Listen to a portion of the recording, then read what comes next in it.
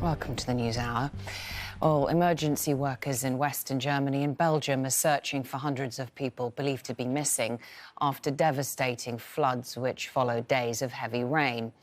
So far, more than 160 people are confirmed to have died, but as the floodwaters slowly recede, that figure is likely to rise.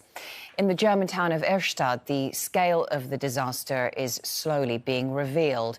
Rescuers have spent the day searching submerged vehicles for anyone who didn't make it out alive. Step Varsen has our report. It was rush hour when the water quickly inundated highway number 265 near Erstadt, catching unexpected drivers and passengers by surprise. Soldiers and rescue workers tried to reach trapped cars, finding out if everyone made it out in time. We hope that they made it out of their cars, but we are not sure. And we can't guarantee that there are perhaps people in the cars. We could not check all cars. And if you see the quality of the water, also the check with divers is of no use. Looking at how challenging it is to free this one highway, it becomes clear that recovery will take time. It's hard to imagine the panic of people stuck in traffic when the road suddenly filled up with water. Reinforcements have now come from all over Germany because not only were residents completely taken by surprise by the floods, they also completely overwhelmed government services. During his visit to Erfstadt, German President Frank-Walter Steinmeier told survivors they will get help, but have to be patient. Und diese Hilfe, die zugesagt ist, soll auch gelten für die Gemeinden. And this help that has been promised should also be for the communities who in the next days and weeks won't only have to clear up the damage, but will also have to rebuild everything, the roads that are destroyed, the bridges that have been swept away. And that is why it is good that such support has been agreed. A landslide buried at least 3 houses in Erfstadt and damaged others. This woman lost her son, who was swept away by the mud flow. His body has yet to be recovered. She and other residents are anxiously begging authorities to allow them to return. We have nothing. We were evacuated and I only took a few things. I think it will take 4 to 6 weeks before I can go back. There is no electricity, no water, no gas. The whole infrastructure is down. Help is pouring in from across Germany for those who had to leave their homes in a hurry with only the clothes they were wearing. People who were lucky enough not to be affected are volunteering to help. We have clothes, shoes for men, women and children, everything they need. It's great to see how much support is coming in. The outpouring of solidarity gives hope to those who have not only lost their loved ones, homes or belongings, but also their belief that their town was a safe place to live. Step Varsen, Al Jazeera, Erfstadt, Germany. Meanwhile, in Belgium, at least 27 people there have died since flooding began on Wednesday. More than 100 people, though, are still unaccounted for.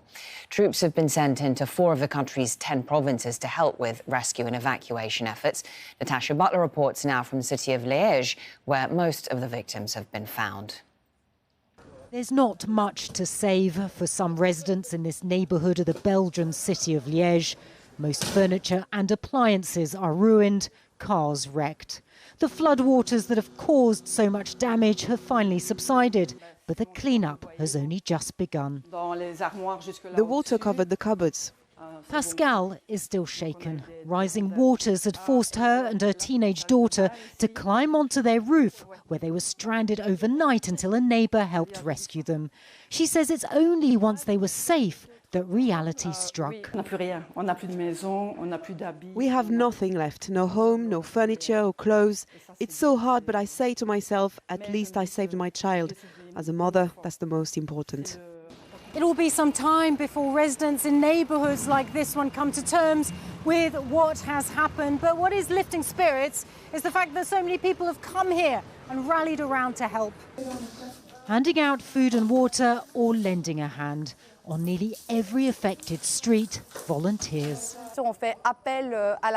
It's about solidarity, supporting people to show they aren't alone with this devastation. When they see all these young people coming to help them during their summer holidays, well, it's just amazing and heartwarming. Belgium's Prime Minister visited the town of Rochefort. He's called the floods unprecedented, but this scientist says climate change is to blame.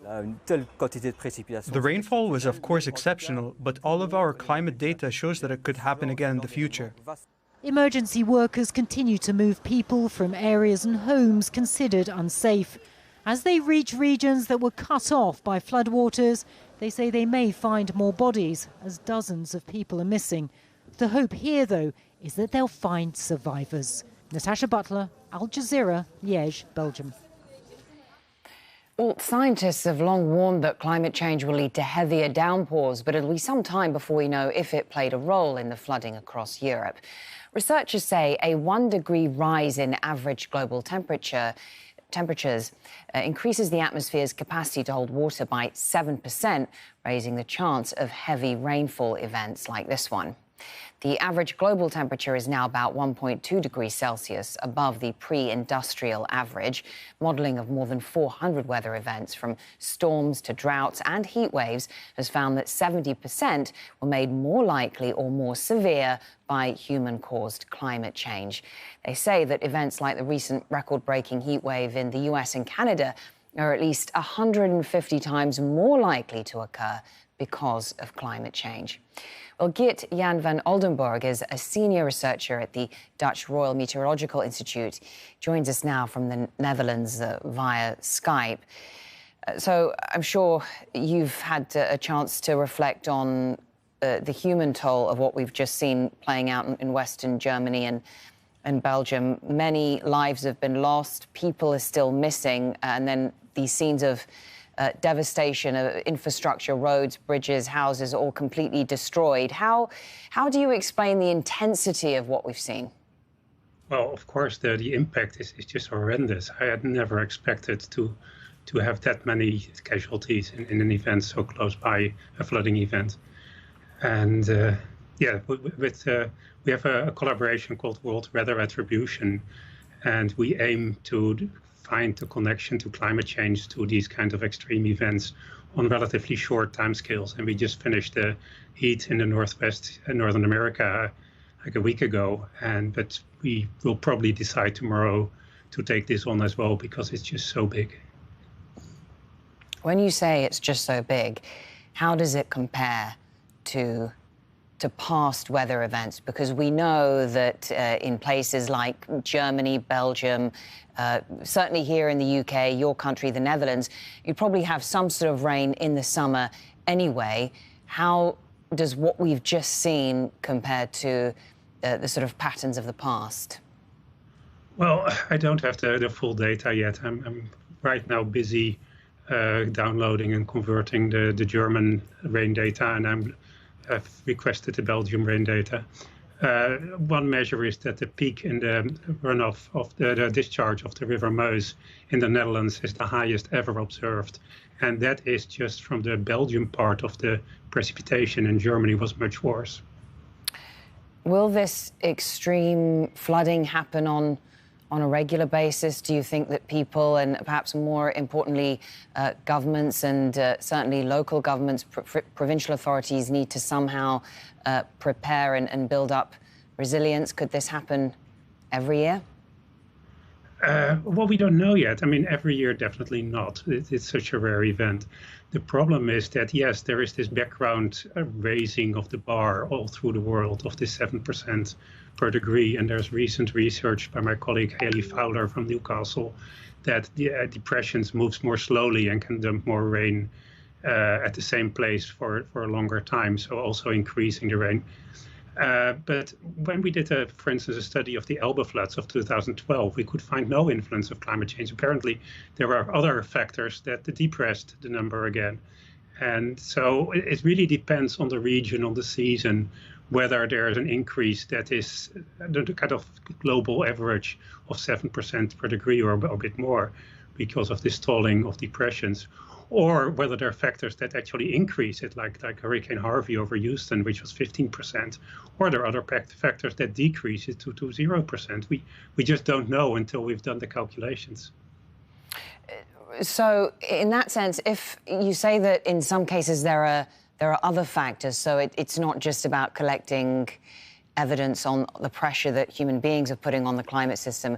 If the no. Sorry, I meant that there are other effects of climate change, knock-on effects, and reinforce or counteract the Clausius Club rule 7% per degree. Can I just to be clear then, how is human activity making things worse? How are we contributing to more extreme weather patterns and their more regular occurrence? Well, we're emitting lots of CO2 and methane and other greenhouse gases, and that raises the global mean temperature. And because the atmosphere is warmer, it can hold more water. And it has been shown that for extreme short duration rain events like one day, that also means that more water comes down in extreme showers like these. But there are other indirect effects, like there's also evidence that the jet stream is slowing down in the summer, and hence the depressions don't move so quickly and can dump more rain on the same place, basically because they're just staying there for longer and the rain lasts for longer and you get more water down. And there are other effects, like in Colorado, there's more chance of high pressure and hence you have less chance of rain. And we have to take all of these effects into account before we can say how much this was due to climate change. Are there certain trends in place, though, that are difficult to reverse now? If, for example, human activity was to suddenly change and emissions were to rapidly decline, would it make any difference? Well, it would stay at the current high level, so we get more heat waves, which are also really deadly. I mean, many hundreds of people, possibly thousands of people died in the heat wave of 3 weeks ago. So we're stuck with that for sure. And because emissions will only go to zero very slowly, I mean, they're still at 2.5, the CO2 concentration is still rising, not going down.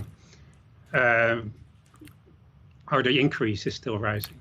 As long as we emit fossil fuels, the temperature will go up, it will not go down. So we're stuck what we have now, and we're stuck with probably a lot more before we go to net zero. Thank you very much. I appreciate you joining us on the NewsHour tonight. Geet Jan van Oldenburg joining us there from the Dutch Royal Meteorological Institute. I hope I didn't mispronounce your name too badly. Thank you. You're welcome. With the NewsHour live from London, still ahead for you on the programme. Thailand's government is